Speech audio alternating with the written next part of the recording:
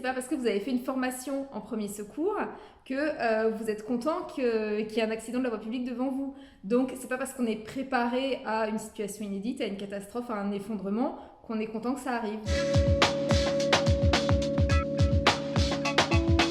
On est à J+26 du confinement, ça se passe plutôt franchement très bien, puisqu'en fait j'ai, pour ainsi dire, pas eu à sortir et j'ai repris une activité professionnelle en tant qu'infirmière.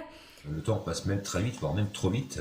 Déjà 26 ou 27 jours même que le confinement a commencé et je vois pas le temps passer du tout. À part le fait de travailler dans une ferme, mes activités, c'est de nettoyer ma maison, bien la désinfecter. Sinon, qu'est-ce que je fais? Je m'occupe, autant que faire se peut, de mon jardin. J'essaye vraiment d'avoir un rythme assez régulier et de faire des choses de ma journée, d'être dans l'activité.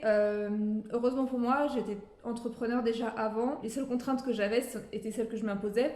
Donc pour moi, il n'y a pas vraiment de changement. Ma vie en confinement n'est pas radicalement différente de ma vie normale, pour la simple et bonne raison que mes sorties sont réduites dans ma vie quotidienne au strict nécessaire. Et je m'occupe de ma maison, de mon potager. Je passe énormément de temps à lire. C'est certainement ma plus grosse activité. Je faisais en sorte avant le confinement de vivre un peu comme si j'étais en confinement. C'était un style de vie qui me plaisait vraiment très bien. Je faisais mon jardin comme aujourd'hui. Je faisais mon pain et mes fromages comme aujourd'hui. On me dit oh, tu dois être content, enfin tu arrives à ce que tu voulais. J'ai dit non, j'ai jamais voulu une situation comme celle-ci. Je l'ai préparée, mais je n'ai jamais voulu une situation comme ça. Ne dites pas ça parce que franchement moi ça m'énerve.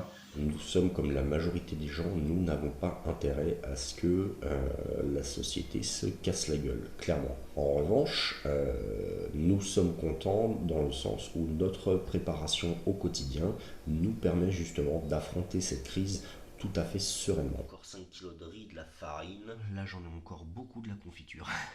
J'ai vraiment beaucoup de confiture et j'adore ça, c'est génial. J'ai quand même beaucoup de questions d'amis proches ou d'anciens amis ou d'amis qui se sont mis un peu dans le mouvement survivaliste en même temps que moi. Et donc on va échanger des informations, c'est plutôt vraiment de l'échange. Je trouve qu'il y a beaucoup de bienveillance, il y a beaucoup de questionnements. Il y a aussi beaucoup de gens qui me posent des questions hyper générales sur des infos que je pourrais avoir top secrètes et tout ça. J'ai pas forcément plus d'informations. On me demande énormément de conseils en ce moment. J'ai du mal des fois à fournir parce que les choses arrivent tout en même temps, souvent. On me demande aussi, oui, du matériel, donc je n'hésite pas lorsque les gens ont besoin. Ce qu'on m'a le plus demandé, c'est notamment sur le matériel, on va dire, de survie minimum pour, par exemple, un sac d'évacuation ou en tout cas un sac de survie. Non, je ne choisis pas qui jette tout le monde. Voilà, j'ai un grand cœur et je ne peux pas dire non à quelqu'un qui a besoin d'une vis, d'une planche, d'un marteau. Ou de l'aider chez lui à faire un petit truc vite fait parce qu'il a besoin de moi. Je ne peux pas dire non et j'aide vraiment tout le monde.